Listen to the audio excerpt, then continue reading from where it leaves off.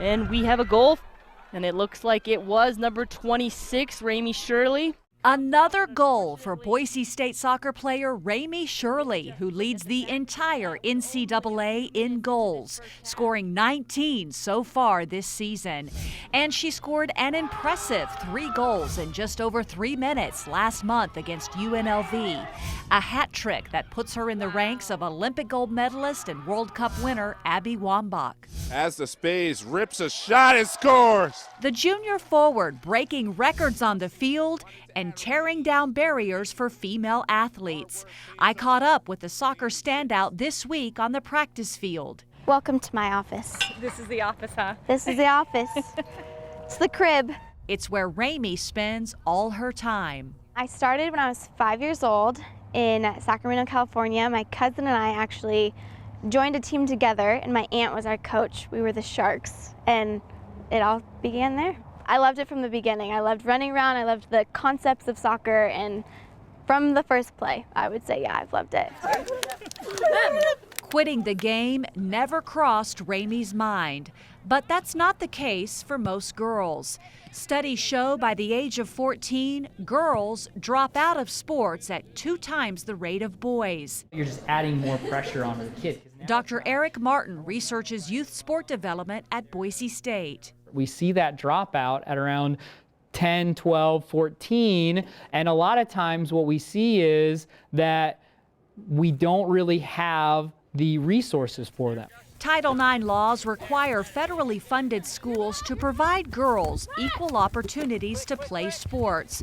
But most estimates are that 80 to 90% of schools across the country are not in compliance and not treating girls' teams equally in terms of benefits and resources. The message that a lot of society is sending is sports are for boys and girls, but really boys are where it's at. The drop-off around 10 to 14 years old is right around the age when sports become ultra-competitive, forcing girls to make a choice.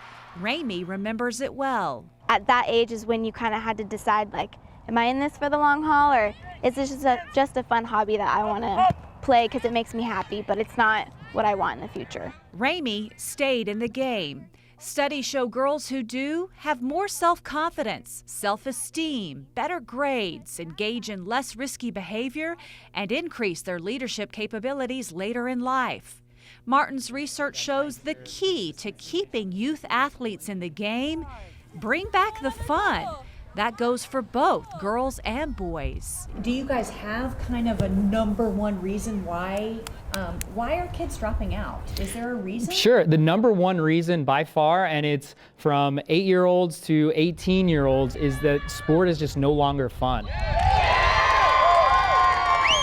Fun can mean different things for different people. So for some, fun is just being around peers. It's really engaging with friends. Some, it could be I'm getting better, I'm improving as I move forward. For some, it's I'm really good and I'm winning, right? And so we really need to understand what is fun to youth athletes and then really highlight those things. Really giving them the opportunity to play in individual and team sports that aren't so competitive, but they're just able to kind of go and enjoy and be exposed to that, I think is really important. For Ramee, fun wasn't just the winning. Every time I think back of Rocky Soccer, I just think of the fun memories that I had with the girls, and it was fun to be in an environment where you played with older girls and younger girls who all grew up in Idaho soccer. They've done some really interesting studies where they've asked kids at the end of practices or at the end of games, you know, who won, and they go, I don't know. But if you ask that parent in the front row, they go, oh, it was 24 to 23. The game came down to the last shot.